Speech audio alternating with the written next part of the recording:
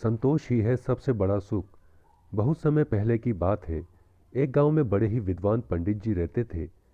एक दिन किसी ने उनसे कहा कि बनारस में एक बड़े ही सिद्ध ऋषि आए हैं।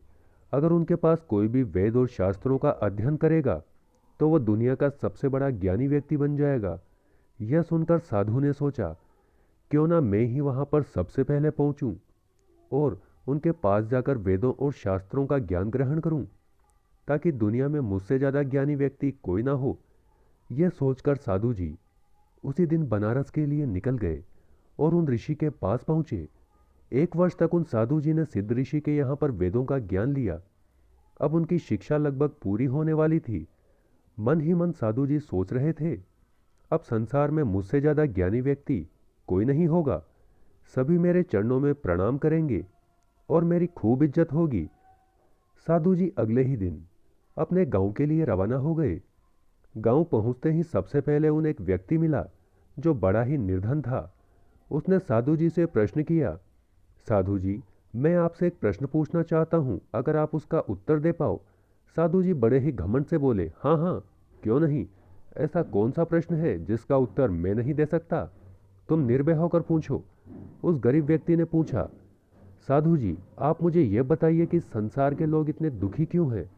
साधु जी ने बड़े ही साधारण तरीके से जवाब दिया, लोगों के दुखी होने का सबसे बड़ा कारण है उनके पास पर्याप्त मात्रा में धन नहीं है और संसाधन नहीं है। साधु जी की बात सुनकर उस निर्धन व्यक्ति ने कहा, पंडित जी, आपकी बात ठीक है, लेकिन आप मुझे ये बताइए कि जिन लोगों के पास धन दौलत और पर्याप्त संसाधन है वो भी तो दुखी रहते हैं, उसके पीछे क्या वजह है?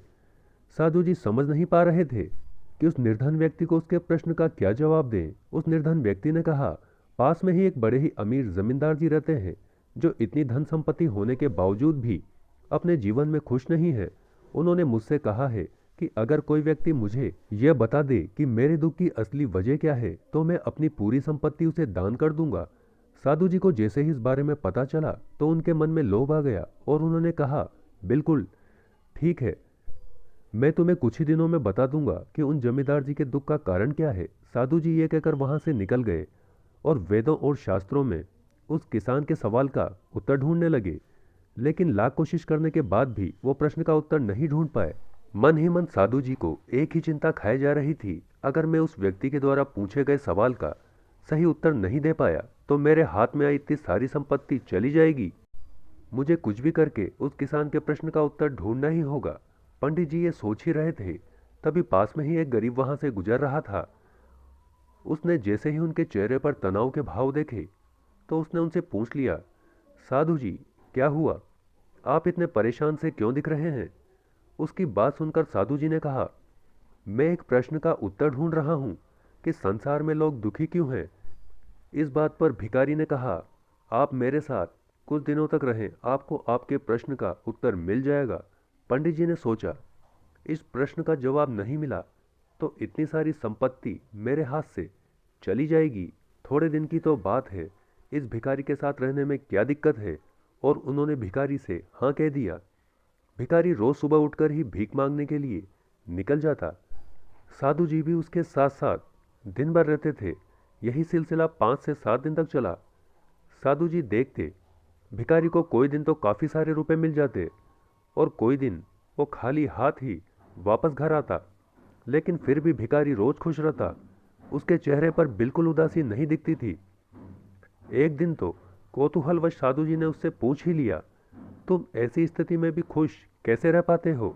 तो भिखारी ने जवाब दिया, साधु जी, संसार में खुश रहने का बस एक ही तरीका है कि भगवान ने आपको जो दिया है उसमें संतुष्ट रहें और संतोष रखें। क्योंकि जीवन में कितनी भी तरक्की कर लें, कितना भी पैसा पा लें, अगर संतोष नहीं है तो आप कभी खुश नहीं रह सकते और हमेशा दुखी ही रहेंगे। साधु जी को अब बात समझ में आ चुकी थी। वो उस किसान के पास गए और बोले, मैं तुम्हारे प्रश्न का उत्तर ले आया हूं। अब मैं समझ गया हूं कि जीवन में संतोष ही सबसे बड़ा सुख है। जीवन में जिस व्यक्ति को संतोष रूपी धन मिल गया उसे और कुछ नहीं चाहिए। किसान साधु जी की बात सुनकर हंसने लगा। किसान साधु जी से बोला, अब आपने मेरे प्रश्न का उत्तर दे दिया है, तो आपको जमींदार की सारी संपत्ति मिल जाएगी। इस बात पर साधु जी ने हंसते हुए कहा, नहीं, अब मैं समझ चुका हूँ कि जीवन में किस चीज़ का सर्वाधिक मोल है। दोस्तों, इस कहानी से हमें यह सीख मिलती है, भगवान ने आपको जो कुछ भी दिया है उसमें संतुष्ट रहना सीखें।